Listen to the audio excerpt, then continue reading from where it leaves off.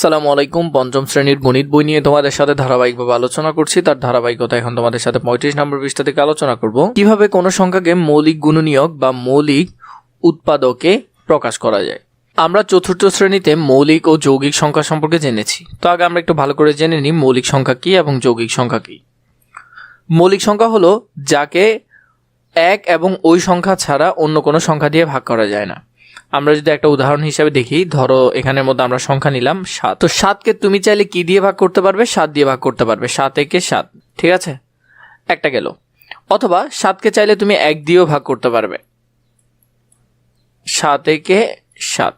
যেমন 1 এবং ওই 7 সংখ্যাটা ছাড়া, 1 এবং ওই সংখ্যাটা ছাড়া অন্য কোনো সংখ্যা দিয়ে কি 7কে ভাগ করা যাবে? 7কে অন্য কোনো সংখ্যা দিয়ে কি ভাগ করা যাচ্ছে না। তাহলে যখন কোনো সংখ্যাকে 1 এবং ওই সংখ্যা ছাড়া অন্য কোনো সংখ্যা দিয়ে ভাগ করা যাবে না তাকে মৌলিক সংখ্যা বলে। সাধারণত মনে রাখবে মৌলিক সংখ্যার গুণনীয়ক হয় 2টা। কয়টা হয়? 2টা। 7, যেমন এখানে আমরা 7 ধরলাম, তাই 7 এবং 1 এই 2টা। যদি 3 ধরতাম তাহলে 3 এবং 1 এই 2টা। এভাবে করে আমরা মৌলিকগুলো বাছাই করতে পারি।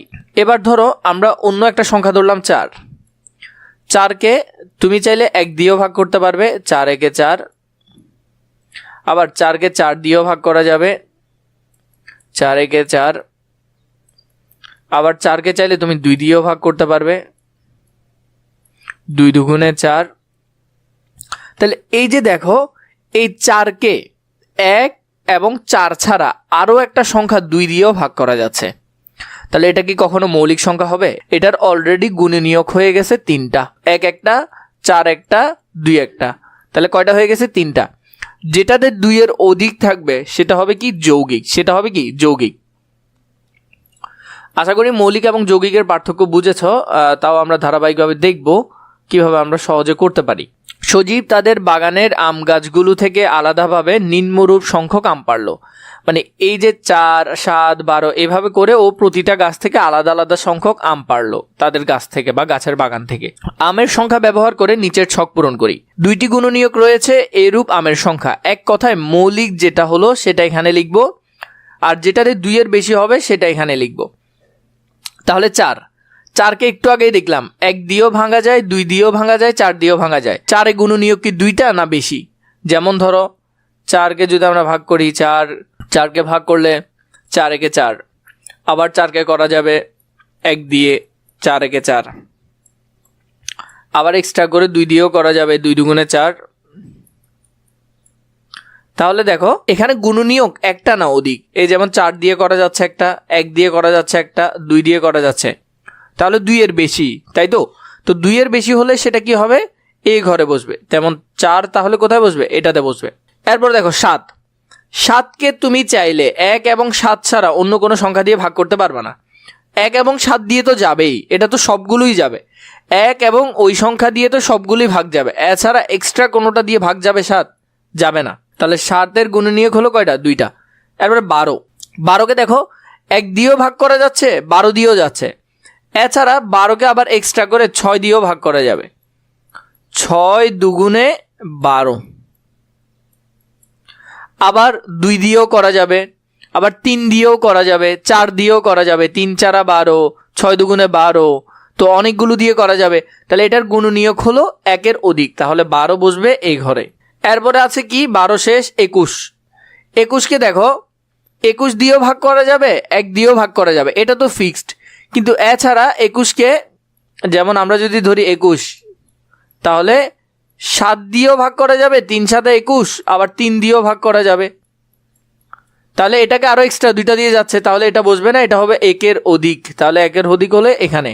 এবার দেখো এখানে আছে 36। 36কে 36 দিয়েও ভাগ যাবে, 1 দিয়েও যাবে, এটা তো সব ক্ষেত্রেই সঠিক। কিন্তু আবার 2 দিয়েও ভাগ যাবে, কারণ 36 শেষে দেখো জোড় সংখ্যা।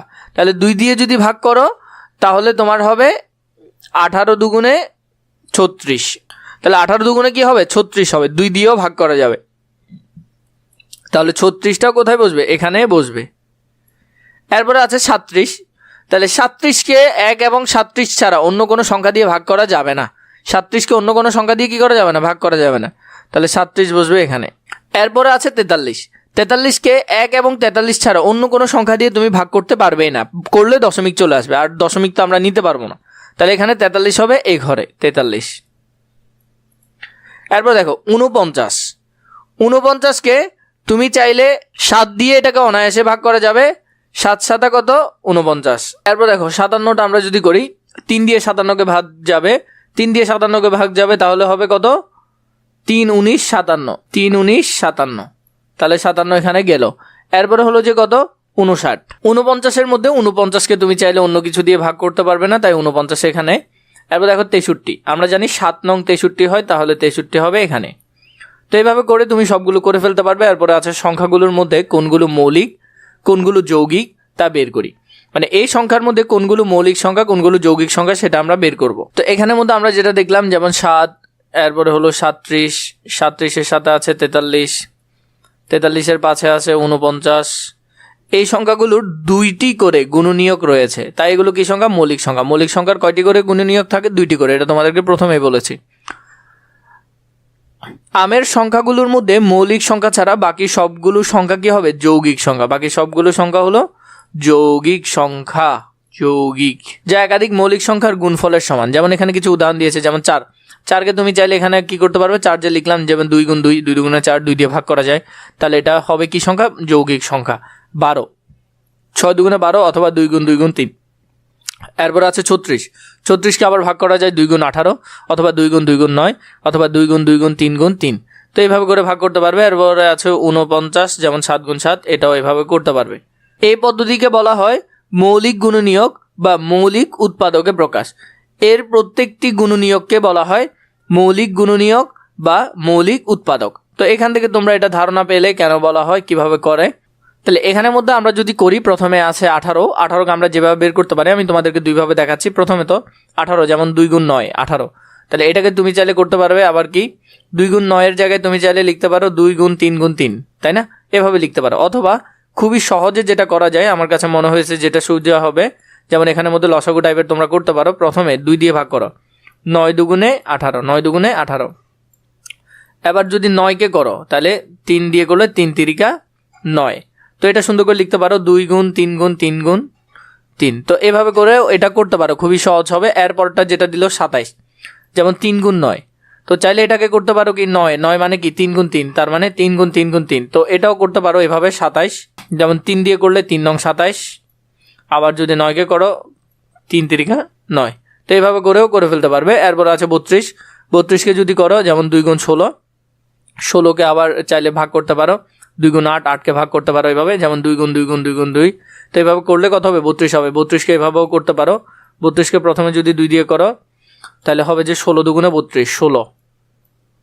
আবার যদি 2 দিয়ে করো 8 দুগুণে 16, আবার 2 দিয়ে করলে 4 দুগুণে 8, আবার 2 দিয়ে করলে 2 দুগুণে 4, তো এগুলো 2 গুণ 2 গুণ 2 গুণ 2 গুণ 2, এভাবে করে করতে পারো। তারপর 4 নম্বরের মধ্যে 56, যেমন 2 গুণ 28, এটাকে আবার যদি করতে চাও তাহলে 2 গুণ 2 গুণ 2 গুণ 7, এভাবে করেও করতে পারো।